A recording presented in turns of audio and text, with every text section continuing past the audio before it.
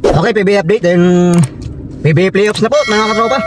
So alam na po natin kung sino-sino po maglalaban, no? Yan, pakita natin sa screen. So yung nga po, no, TNT versus Magnolia sa playoffs sa quarterfinals, and San Miguel versus Meralco. Yan, and Inlex versus Rain or Shine, and Ginebra versus Converge. So pag-usapan po natin ngayon yung game prediction natin, yung rematch ng TNT versus Magnolia. Yun, do or die po ito sa mga katropa, ha? Sa ating team na TNT Tropang 5D. So maglalaro na po si Stingray. Yun, ni-report na po yan, ha? Binalita na po yan, maglalaro na po si Stingray at si Brandon Ganuelas Roser. Yan, bigyan po natin yan ng prediction. So at huwag kayo mag-alala, si Optana po ay pinahinga lang po ang paa, pero maglalaro po si Optana bukas. Mga katropa, huwag kayong mag-alala sa mga nagtatanong dyan kung makakalaro ba si Calvin Optana. Maglalaro po siya bukas. So yun na po, at panoorin natin to pagkatapos ito. Okay?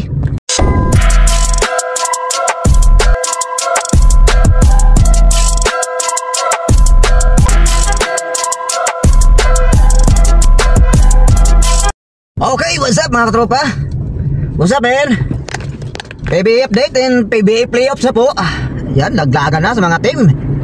Bakbakan na to. So ang pag-uusapan po natin ngayon, yun, ang maglalaban nga po sa playoffs ay number 1 po ang San Miguel. Kalaban po nila ang ang Meralco. Ang San Miguel po ay may may twist to beat advantage. Number 2 po ay ang Inlex. Kalaban din po nila ay Rain or Shine. May twist to beat advantage din ng Inlex. At number 3 po ay yun nga, Magnolia Star Hotshot versus TNT Tropang 5G.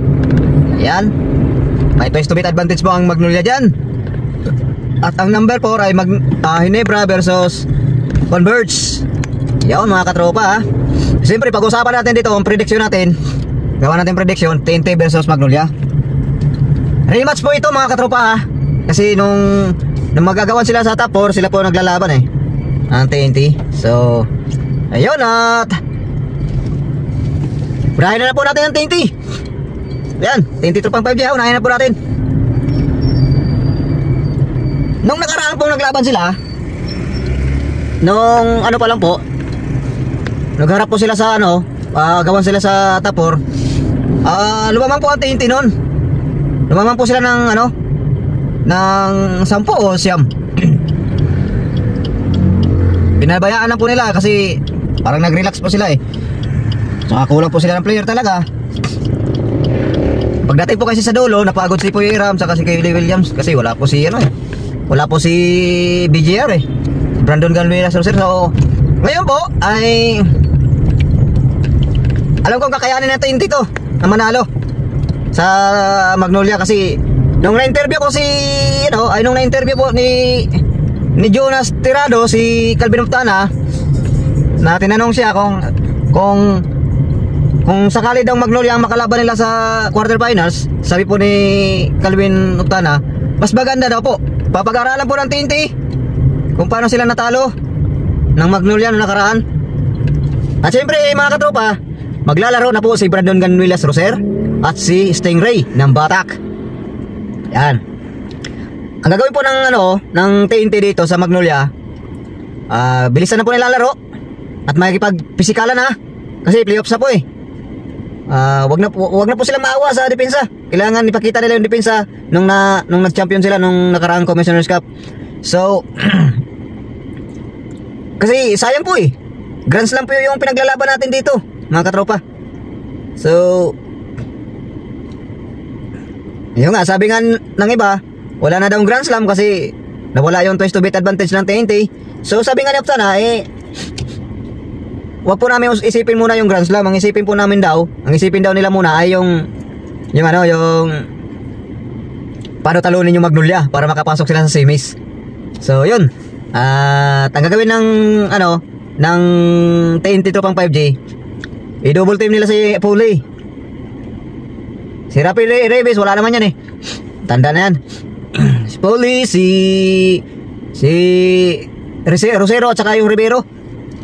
Ano nila, depensa nila matindi. Tsaka si Baroka.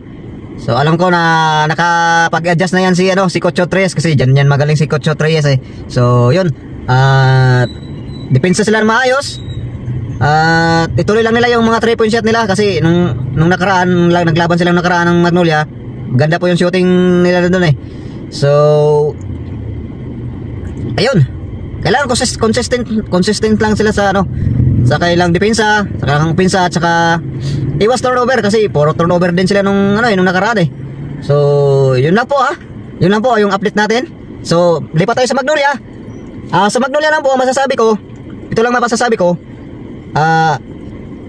ngayong game 1 pa lang nila bukas sa TNT Tropang 5G, ay tapusin na nila.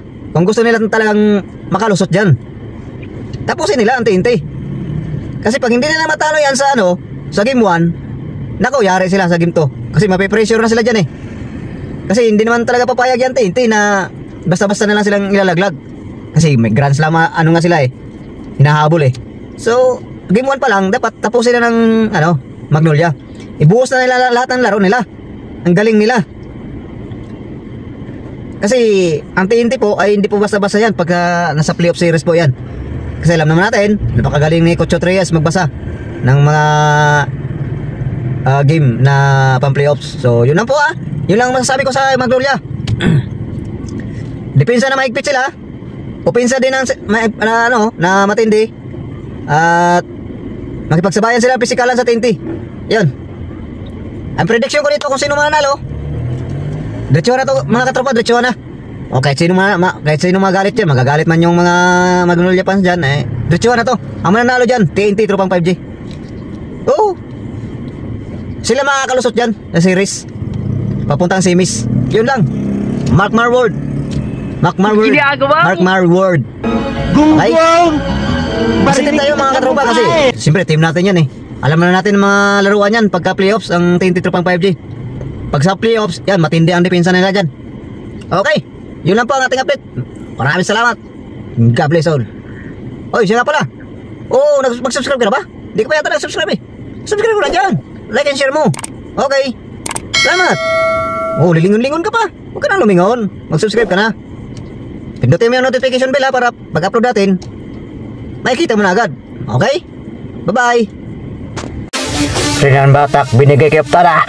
Tumira ng 3. Boom! Narar Pugoy, may hawak ng bola. Pinantayan ninyo sa tumira ng 4-4. Bang! Grabe! Pasabit pa doon.